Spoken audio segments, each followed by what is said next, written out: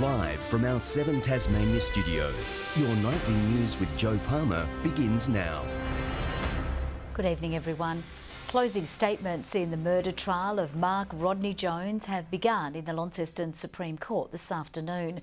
The 43-year-old is accused of waterboarding and suffocating 22-year-old Bradley Brouard on New Year's Day in 2017. Our reporter Ruby Cumain has more. Prosecution spent 2 hours this afternoon addressing the jury after the week-long trial. Prosecutor Daryl Coates asking jurors to carefully consider Mr Jones's behaviour before, during and after the incident, which resulted in the death of Bradley Brouard. Defence had previously argued it had never entered the accused's mind to kill Mr Brouard, and that what he was after was information regarding his stolen car. During evidence previously presented, the jury heard the 43-year-old had waterboarded and repeatedly held a plastic bag over Bradley Brouard's head, an act resulting in his death. But prosecution argued today that Mr Jones should have known his actions would likely kill the 22-year-old on New Year's Day 2017. Mr Brouard's body was found the following month at the bottom of Lake Eugeniana in the state's northwest. Defence lawyer Greg Richardson will give his closing address tomorrow morning. The jury will then retire to deliberate its verdict. 3 men remain on the run after the alleged armed robbery of a Clarendon Vale home just after midnight. Police say the men, possessing what was believed to be a firearm, forced their way into the Saladin Circle property and threatened the owner. 2 trail bikes were taken from the residence. No one was injured in the incident. Police are urging anyone with information to contact Crime Stoppers. And Austin's ferryman has had his licence taken away for 2 years after police say he blew more than 4 times the legal blood alcohol limit. The 34-year-old man was detected by police last night, allegedly driving almost 50 kilometres over the speed limit on the Brooker Highway at Rosetta. His breath test returning a reading of 0.216. The man has been charged with drink driving and speeding and will appear in court at a later date. A hearing is underway for what could be a test case for developments in Tasmania's wilderness areas. The proponents behind a proposed development within the walls of Jerusalem National Park are hoping to overturn a Central Highlands Council decision to refuse the project. The plan is for luxury accommodation on Halls Island and would see tourists travelling to standing camps by helicopter.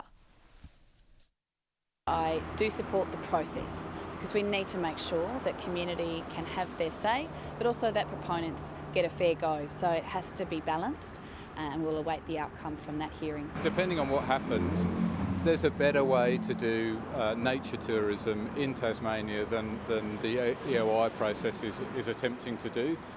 The hearing is expected to last 5 days and could set a precedent for the decision-making role of councils in similar cases.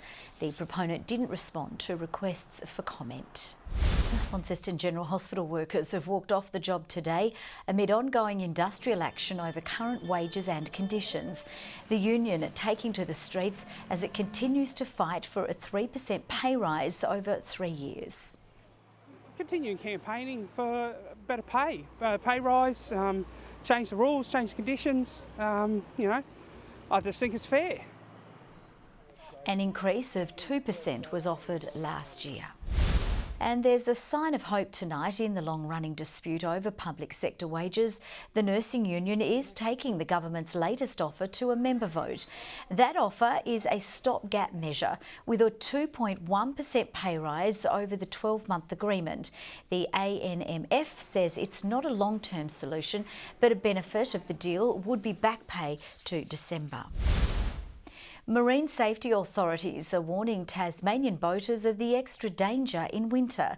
The quieter season can be a good chance to check vessels and equipment, but for those heading out on the water, the cold presents an extra challenge. Checking over gear is something Tasmanian boaters could do over the quieter winter period. Measures like monitoring flare expiry dates and servicing inflatable life jackets. A winter's a great time, if you don't want to go out in the short days chasing a fish, to do a few maintenance jobs, as boaties. There's always something on the list that needs to be done in the boat. It's a great time to go over your safety gear. Preparations for things like life jackets even more important if boaters are heading out in the colder weather. If you find, for whatever reason, yourself in 11.2 degree water, you've only got a very short window of opportunity to do something about that. The cold water immersion is a killer in Tasmanian waters. To help hone their safety campaigns, MAST is launching a survey of boaters, hoping to learn how Tasmanians use their boats and if safety messages are working. It is important for MAST to understand what boaters are doing with their boating time and where they go boating from for a number of reasons. One is to provide the right infrastructure, and the other one is to actually focus our attention in terms of safety campaigns. Michael Breen, 7 Tasmania News. A rare piece of Tasmania's convict past is being unveiled tonight. The Maritime Museum has acquired an oil painting of the Lady East, a ship used to bring 208 convicts to Hobart in 1825. Pictures of the convict ships are hard to come by, with this piece shipped from England worth thousands of dollars. It's a very rare work because there are very few paintings of convict transports in existence. And the fact that it has relevance and tells a story about our convict history here in Tasmania is even more significant. The museum is hoping to track down the descendants of the convicts who were on board. We have an update on our story from last week, with 4 Tasmanian devils getting used to their new home after making the trip from Cradle Mountain all the way to New Zealand.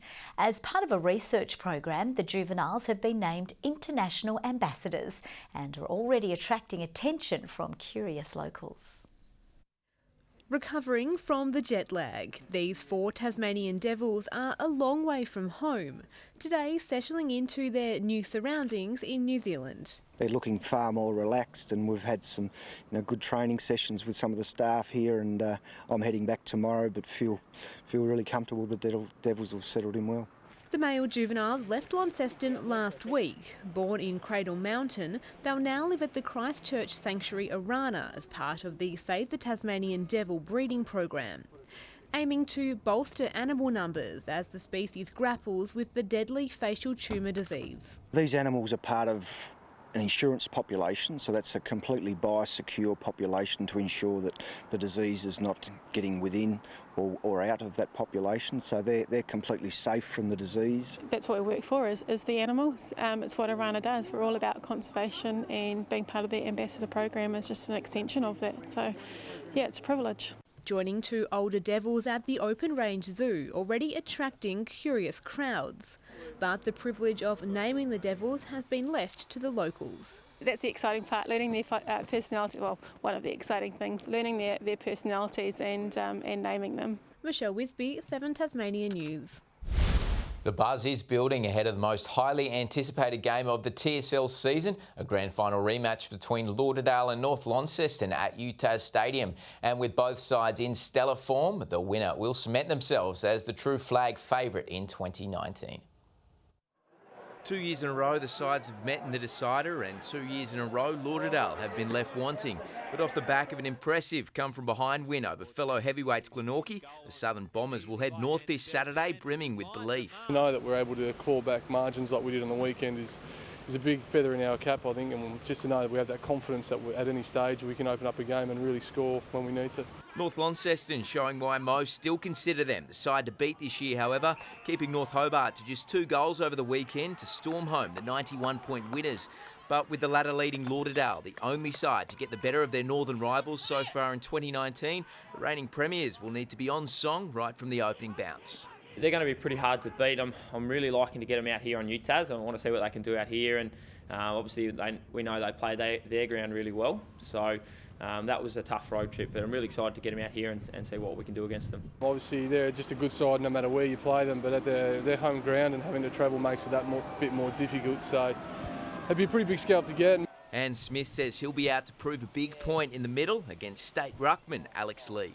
He's a pretty big battle, and he's one of the ruckmen that I always make sure I have everything right going into it. Hopefully I can get the job done and get over him. It's probably one that will win or lose the game. I think Hayden probably got the chocolates last time against Al down there, and Al's the best ruckman in the comp from my mind. And the votes are in for the RACT Insurance Player of the Year in the TSL after round 12, with Tigers midfielder Jared Drew getting the 3 votes in the side's easy win over Clarence at Blunston Arena. North Launceston skipper Brad Cox-Goodyear was once again instrumental for the side against North Hobart, and Nat Franklin was the standout during Lauderdale's 31-point win over Glenorchy at Skybus Oval. To the leaderboard, and Cox-Goodyear is back on top, now 2 votes clear of Hayden Smith and 3 votes clear of Sam Siggins.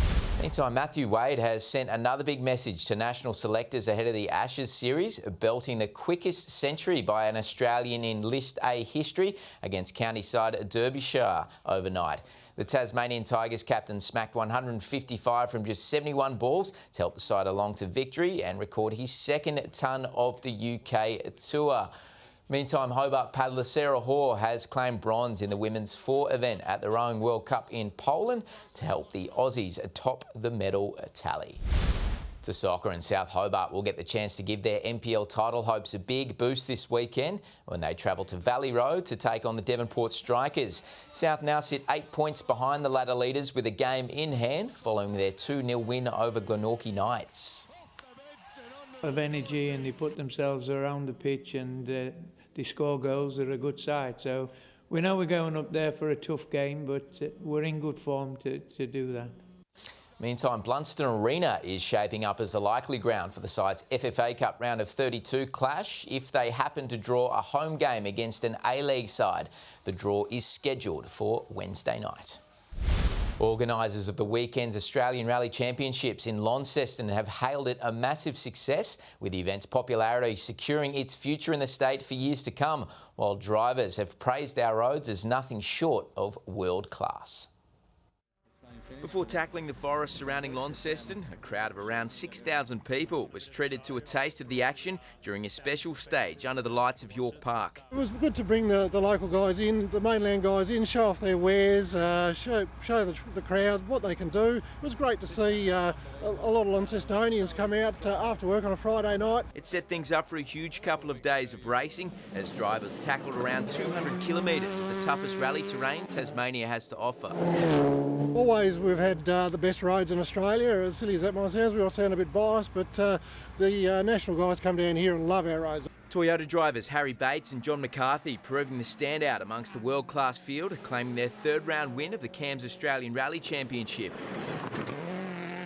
with Molly Taylor and Malcolm Reid finishing in 2nd to clinch back-to-back podiums in 2019.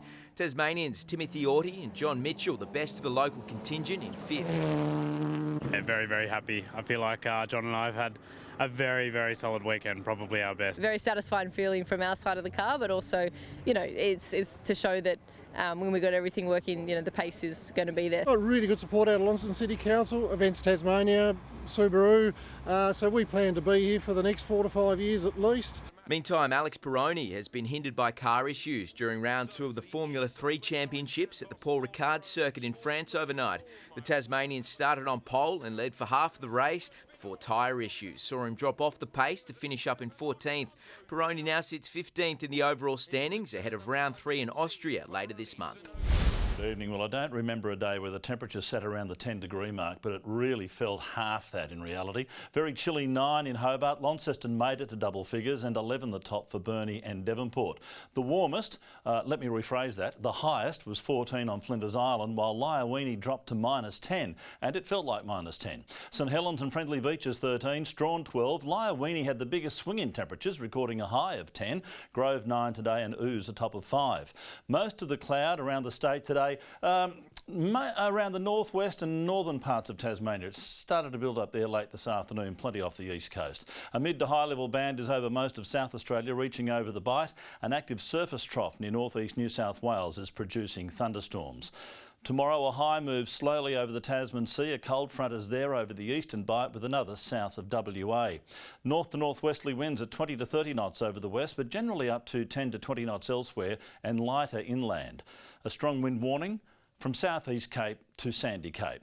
Another cool night tonight, but not as cold as last night. A top of 13 for Hobart, 11 for Adventure Bay, a morning frost for Tarraleah, 11 the high. Launceston, a morning frost and fog, a top of 13 tomorrow, 13 also for Devonport and Bridport, and partly cloudy conditions. 13 the high for Burnie, a bit of cloud around. Strawn 13 as well, and Marrawar 14. While for St Helens, a mostly sunny 14 degrees, up to 15 for Swansea and Whitemark on Flinders Island. Wednesday, fine apart from morning fog and areas of frost. Same again on Thursday, however, a light shower may develop later over the central north, and on Friday a shower over the north and west, fine and partly cloudy for the rest of the state. And for those that marvelled at the wild weather in Perth last night for a certain football match, they'll see the conditions will improve tomorrow. 21 there, a cool day and partly cloudy over Adelaide and Melbourne, showers for Sydney and Brisbane. Another cold night ahead, 3 degrees right now in Hobart, 6 in Launceston, 8 degrees in Devonport. Too cold for me to see any more, Jo. Yeah, too cold for me too. That's all from the team for now. We'll see you a bit later. Bye-bye.